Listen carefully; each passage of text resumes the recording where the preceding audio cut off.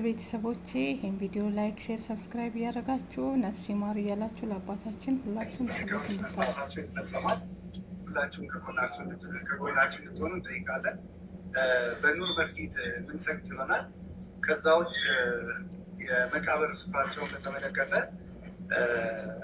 ቀደም ሲል በኑዛዜያቸው መሰረት ወይም ወሲያ ያላቸው ሲሆን በወሲያቸው መሰረት በራሳቸው ሐሪማ በመስጊዳቸው ከመስጊዳቸው ጎን ባለ የመቃብር መካነ መቃብር ቦታ ላይ እንዲሆንላቸው ባስቀመጡ መሰረት በዚሁ መሰረት ኑዛዜያቸውን እናስፈጽም ይሆናል። ወሲያቸውን እናስፈጽማለን። ይህ ነገር በከተማ ባይለመድም በገጠር መሻይኾች ያለ የነበረ ወደፊትም የሚኖር ነው። በዛ የሚቀየር ነገር ስላልሆነ እንደሱ ይህንኑ በማስመልከት ሙፍቲ ቀደም ሲል በህይወት እያሉ መካነ መቃብራቸውን ቦታቸውን መርጠው እዚህ ቦታ ነው የምትቀበረው ብሎ ይህንንም ለከተማው መስተዳደር አሳውቀው የከተማ መስተዳደር ከከንቲባ ጀምሮ አውቀውት የፕላን ኮሚሽን በዚሁ መሰረት ቅይጥ የነበረውን ይዞታ ከይዞታቸው ካሬ ላይ 1000 የሚሆነውን ከቅይጥ አገልግሎት ወደ መካነ መቃብር ቀይሮላቸው መካነ መቃብር ያላቸው ስለሆነ በዚሁ የግል መካነ መቃብር በክብር የሚያርፍ ይሆናል። ይህንኑ ፕሮግራም እንዲያሳልጡና ይህንን ፕሮግራም ደግሞ በጥሩ ሁኔታ እንዲያስፈጽሙልን ከቤተሰቡ ጋር በመመካከል 7 አብይ ኮሚቴዎች አቋቁመናል። እነዚህ ኮሚቴዎች ይህንን ፕሮግራም የሚያሳልጡልን ይሆናል። ስለዚህ አላህ ይርዳን። ሁላችሁም ከጎናችሁ እንድትቆሙ እንጠይቃለን። ሀዘኑ ሀዘናችን ነው፣ የእናንተም ሀዘን ነው። ስለዚህ ሁሉም ሰው ላዘነው መጽናናትን ይስጠው፣ ለእኛም ሰው ይስጠን። ከዚህ በመቀጠል በመጨረሻ ላይ የምንፈልገው የሙፍቲ ስራ አልተቋረጠም። ብዙ ዓላማ ነበራቸው። ለዚህ ልጆቻቸው የምናስቀጥል መሆኑን መስጊዳቸውን የምንሰራት ስራቸውን የምንቀጥል መሆኑ ሐሪማቸው ኢላዩ ሚዲን እንደሚቀጥል ታደርገባላቸዋለን። ስለ ወሲያ ቀብራቸውን በተመለከተ እንደሚታወቀው አንደኛ ሸርዓ ለሸርዓ መሰረት ንዛዜ ያላቸው ወሲያ ያላቸው እሱም ደግሞ በተግባሩ ተረጋግጦላቸው ቦታቸው ላይ 1000 ካሬ የቀብር ቦታ ተፈቅዶላቸዋል። ይሄ ህጋዊ የሆነ መሰረት የያዘ ነው። እንደ ሸሪዓ ሲታይ ደግሞ እዚህ ቦታ ላይ ነው ቀብሬ ብለው እሳቸው ታሉ በሀያት ያስቀመጡት ንዛዜ ነው። ሸሪዓ የሚቀበለው ነው።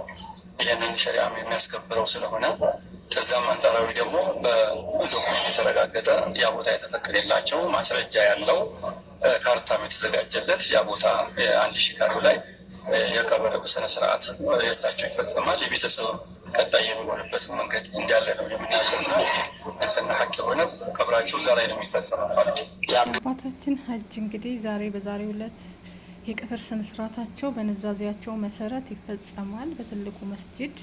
ነፍስ ይማር፣ ነፍሳቸውን በገነት ያኑረው ፈጣሪ ያላችሁ ሁላችሁም ዱዓ ያድርጉላቸው። አባታችን የሰላም አባት፣ የፍቅር አባት እንግዲህ እግዚአብሔር የወደደውን ነገር አደረገ። ለሁሉም መጽናናትን ያድልልን። እንደተናገሩት ኡስታዞች እንግዲህ እሳቸው በንዛዜያቸው መሰረት ነው ቀብር ስነ ስርዓታቸው የሚደረገው ተብሏል። ሁላችሁም እንደሰማችሁት ማለት ነው።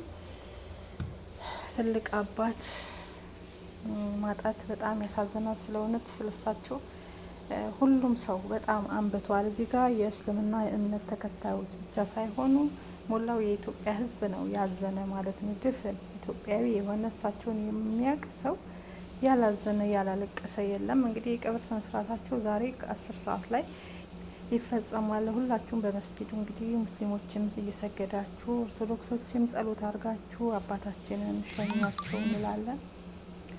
ነፍስ ይማር፣ ነፍሳቸውን በገነት ያኑረው። የእውነት ሁላችንም አሞናል። እንዲሁም ጠቅላይ ሚኒስትር ዶክተር አብይ አህመድም እንደዚሁ የሀዘን መግለጫ አውጥተዋሉ ማለት ነው። ከባድ ነው የእውነት። በፊትም የኑዛዜ ቃል ኪዳን ሰነዳቸውን ለመላው ኢትዮጵያውያን እንዲደርስላቸው ተናግረው ሙተዋል። በተለይ ሙስሊምና ክርስቲያኑ ኢትዮጵያ ውስጥ እንዴት መኖር እንዳለበት ሰው ስለሚገሉና ሰው ስለሚያግቱ ሰዎች፣ ስለታጠቁ ኃይሎች አጠቃላይ እጅግ በጣም ልብን የሚነካ ንግግር አስተላልፈዋል።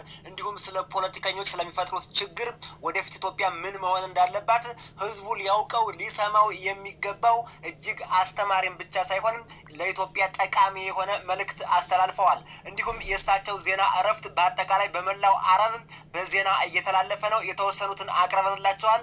አብራችሁን ቆዩ። البارز عن عمر 88 عاما تاركا إرثا من الوئام بين الأديان نجمة بقلم طاقم الجزيرة في أديس أبا 20 من أكتوبر لسنة 2025. أديس أبا الجزيرة. توفي الحج المفتي عمر إدريس الزعيم السابق للجالية المسلمة في إثيوبيا ورمز للسلام والتسامح يوم الاثنين عن عمر ناهز 88 عاما. በጣም ያሳዝናል። እንግዲህ ሁሉም በአለም ላይ ያው በአረበኛም በተለያየ ሃይማኖት ቋንቋ እየተነገረ ይገኛል። በአረበኛ በእንግሊዘኛ እንግዲህ በዜና በአለም ሁሉ ተነግሯል።